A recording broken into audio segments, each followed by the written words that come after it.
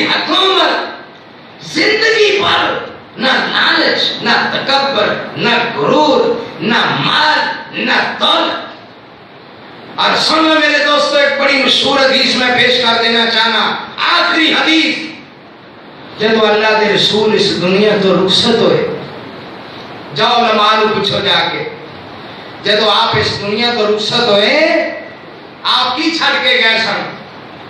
آپ دی ایک زرہ ایک یہودی دے کار بطور رہن رکھی ہوئی سی۔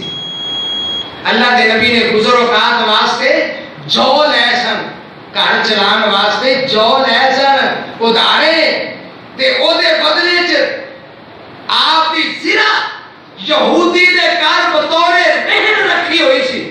وہ تو آپ دنیا تو رخصت ہوئے، صحابہ کرام کو بعد پتہ لگا حضرت زرہ کتھے آ؟ فرمایا وہ زرہ تے یہودی دے کار ہے۔ کیوں؟ انہاں کو آپ نے ادارے جو لے سن اپنی گزر اوقات کرنے واسطے۔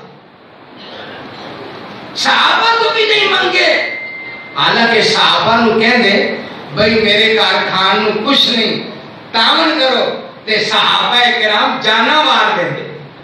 صحابہ نو بھی نہیں دسیا، ایک یہودی کو ادار جو لے جو دے نال گزر اوقات کر دے رہے، نہ مال دی، نہ دولت دی ہرس، نہ عہدے دا لالچ،